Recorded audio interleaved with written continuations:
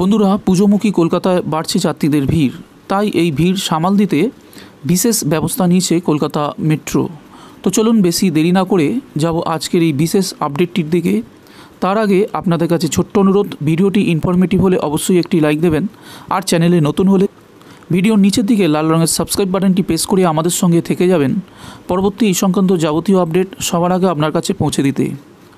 প্লাবন ঠেকাতেই গোড়াতেই বাঁধল বাঁধ। জানা যাচ্ছে Kalighat, MG road, Dum Dum, Shobhabazar, Jatin Das park, নজরুলের মতো স্টেশনগুলোতে ভিড় মাত্রা অতিরিক্ত হয়ে গেলে প্রধান গেটই বন্ধ করা হতে পারে। প্ল্যাটফর্ম ফাঁকা হলে ফের ঢুকতে দেওয়া হবে যাত্রীদের।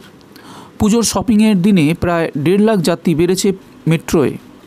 পুজোর মুখে 6.5 লাখ ছুঁই যাত্রী, যা মাসখানেক আগে 5 লাখের আশেপাশে ছিল। তাই ভিড়ের চাপ সামাল দিতে এবার প্রবেশ নিয়ন্ত্রণের পথে হাঁটতে চলেছে কলকাতা মেট্রো রেল। মেট্রোর সিদ্ধান্ত, প্ল্যাটফর্মে অপেক্ষমান যাত্রীদের ভিড় খুব বেশি থাকলে স্মার্ট গেট সাময়িক বন্ধ করা হবে, যাতে আর যাত্রী প্ল্যাটফর্মে নামতে না পারে। পাতালে জমাট বাঁধা ভিড় হালকা হলে তবেই নতুন যাত্রীদের প্রবেশাধিকার মিলবে।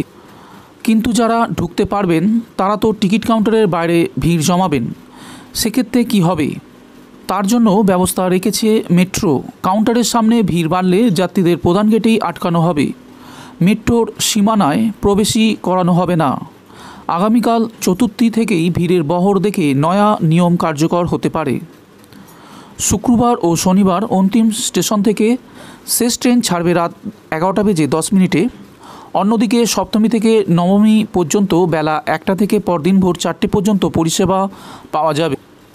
মেট্রোর রেকে কোনো রকম যান্ত্রিক বিভ্রাট এড়াতে 6টি গুরুত্বপূর্ণ স্টেশনে সর্বক্ষণের জন্য টেকনিক্যাল স্টাফ রাখা হচ্ছে।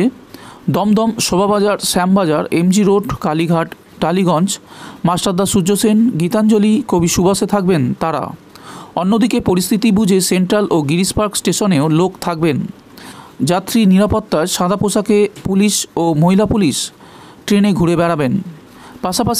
পাশাপাশি মেট্রোর তরফে যাত্রীদের অনুরোধ করা হচ্ছে আরও সচেতন হতে।